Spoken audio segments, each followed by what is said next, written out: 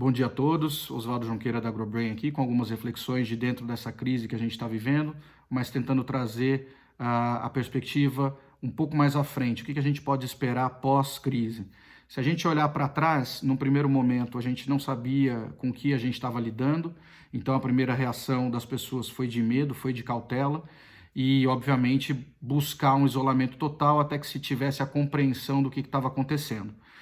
O problema é que aparentemente isso descambou para uma histeria coletiva, as pessoas entraram em pânico e isso pode ser observado pelas compras irracionais, né? Quem não se lembra aí das pessoas correndo para o supermercado para fazer estoque de papel higiênico. Então isso para mim é um indicativo claro de que as pessoas entraram em pânico.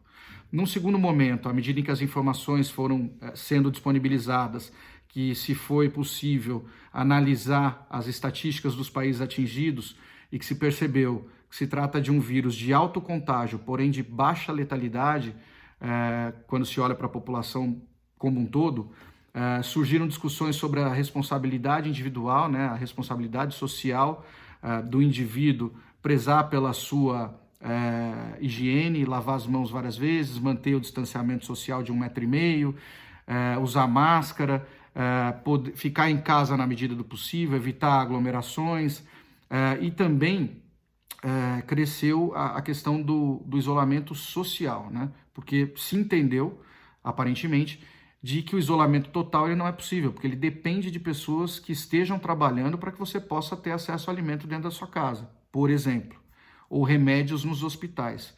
Então, houve meio que uma flexibilização no entendimento de como se deveria reagir a essa crise.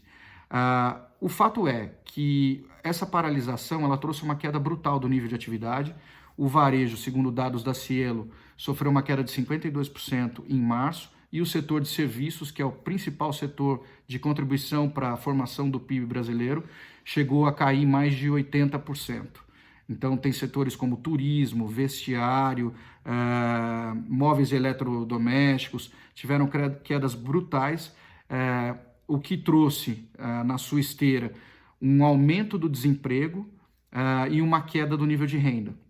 Segundo dados do Sebrae divulgados recentemente, cerca de 600 mil micro e pequenas empresas já fecharam as portas por decorrência da crise e 9 milhões de pessoas foram demitidas, aumentando o contingente de desempregados por reflexo direto da crise.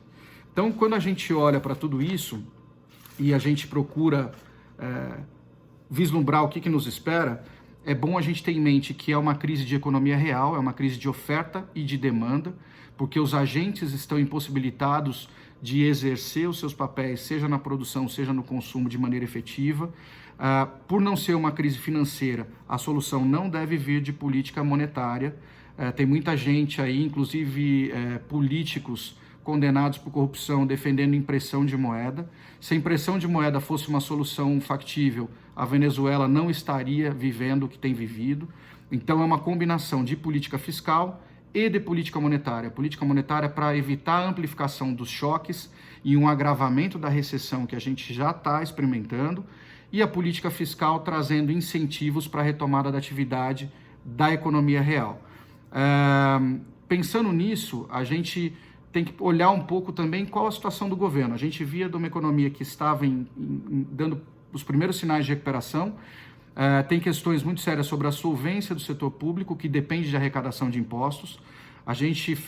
Os brasileiros apoiaram o sacrifício da reforma da Previdência, exatamente por entender que a questão da solvência do setor público era grave e precisava ser endereçada. Mas como é que fica todo esse esforço que foi feito agora, com esses novos gastos que nós estamos tendo que fazer frente por conta da epidemia, gastos que muitas vezes acontecem sem licitações?